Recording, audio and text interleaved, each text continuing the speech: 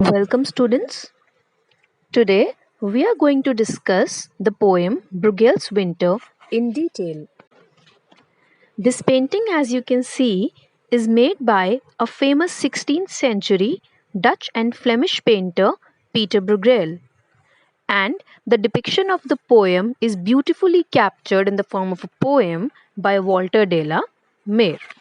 This painting, titled Hunters in the Snow, is often referred to as a winter poem mainly because of the rich imagery and the detailed depiction of the winter landscape that Pieter Brueghel has tried to show in his painting.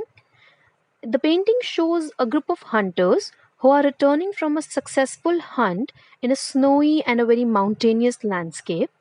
The painting is full of minute details, small details that add to the overall effect of the painting. For example, the hunters are shown trudging through deep snow and they are covered in full trimmed coats and hats.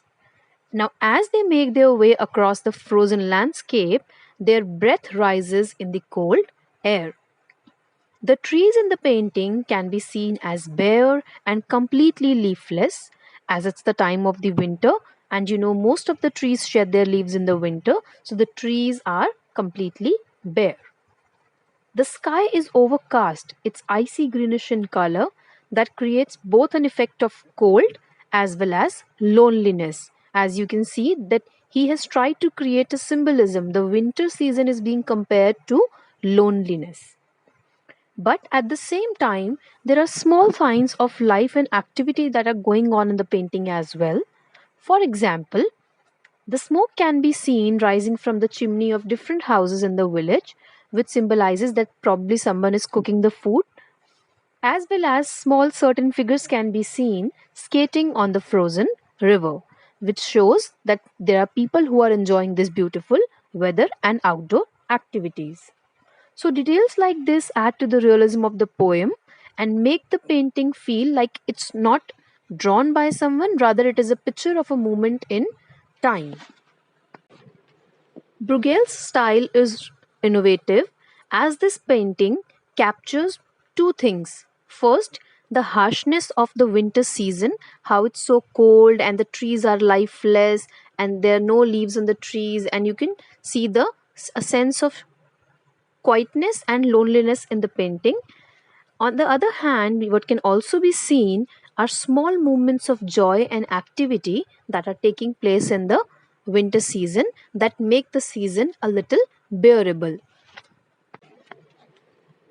This painting, Hunters in the Snow, is a masterpiece of the Flemish art by Brueghel, and it is also one of his most famous works because this painting is a testament to his skill of capturing the beauty as well as the brutality of the natural world and the winter season. So let us begin with the poem. Jagged mountain peaks and skies ice green, wall in the wild, cold scene below. So, the poet starts with saying that the mountain peaks that can be seen in this picture, they are jagged. Jagged means that they are rough and they have sharp points. And the sky can be seen as icy greenish. So, it looks very cold. There's wall in the wild. The wild here means the wild area, that is the wild forest, and cold scene below. So, the use of the word jagged here emphasizes that the nature of the mountain peaks, they're very rough and very uneven, and the icy green word that is used, it basically creates a sense of frigidity and the harshness of the winter season. So the poet uses these words to create an image of a very unforgiving landscape, which is at one point awe-inspiring. It makes one wonder about the beauty of the nature, but at the same time it is equally terrifying. And below this can be seen the cold scene, which is the winter scene. Churches, farms, bare copse, the sea, in freezing quiet of winter show, where ink black shapes on fields in flood, curling, skating, and sliding go. So the other things that can be seen in the painting is a church, there are many farms, there is a bare copse. Now copse here refers to the dense forest. And why does the poet say that it is bare? As you know that in the winter season, most of the trees shed their leaves, so the entire landscape is barren. There is a sea and everything is freezing quiet. So everything is frozen because of the winter season and it's completely quiet. All these things, churches, farms, and copse, that is the trees, are all visible against the backdrop of the frozen sea, and there is no sign of life or movement. But he says that there are certain ink black shapes. Ink black shapes basically refers to the people. These people are curling, they're skating, they're sliding, and doing all sorts of movement on this frozen landscape. So, at one point, it's a desolate environment, yet there is a dynamic landscape where the human activity is taking place, but it is limited because of the harshness of the winter climate. To left, a gabled tavern ablaze, peasants, a watching child, and lo, muffled, mute, beneath naked trees, in sharp perspective, set a row. So now the poet takes us to the left side of the winter landscape that he has been depicting, and there he notes that there is a gabled tavern. Tavern means an inn, which is a hotel, and gabled refers to the triangular shape of the walls. So as you can see in the picture, or even in reality, most of the houses in winter in snowy areas have a triangular wall towards the top, so the snow falls down. A blaze, that is a large fire, can also be seen in the left side of the picture. There are certain peasants, and also a child is present who's watching this scene. And low word here is basically used to draw the attention of the reader towards something interesting. Muffled and mute. So, beneath these naked trees, beneath means underneath the naked trees. Now, why the trees are being referred to as naked? As I already mentioned, it's the time of the winter and most of the trees have shed their leaves, hence, they are naked.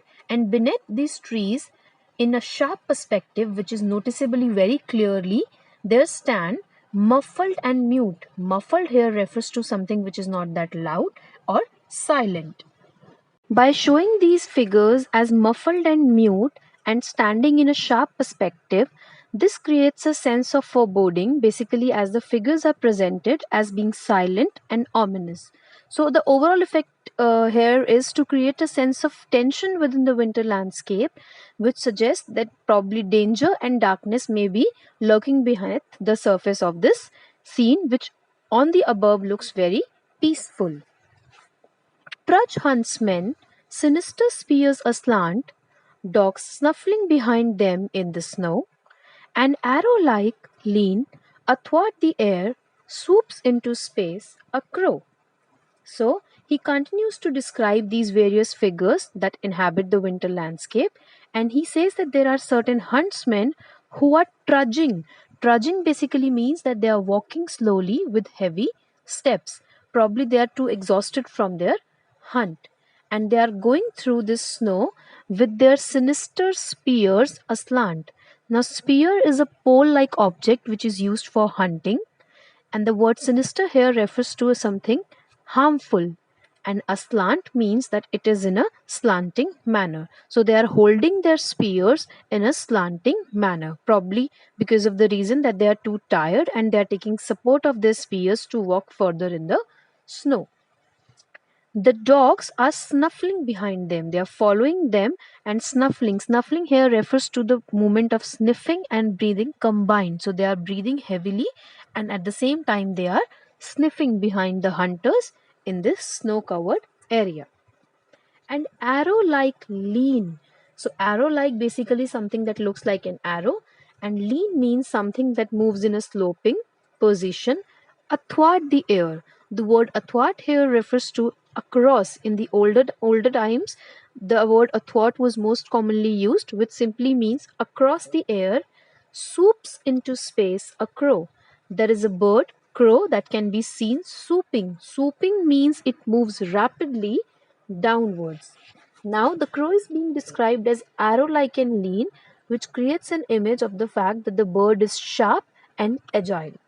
So it creates a sense of movement and activity within this wintry silent landscape, where the huntsman and the dogs represent a form of danger or a threat, and the crow symbolizes the freedom, the vitality of the natural human world. So, this is the explanation of the poem Bruegel's Winter by Walter de la Mare. Let me know in the comments if you have understood the poem or if you have any doubts.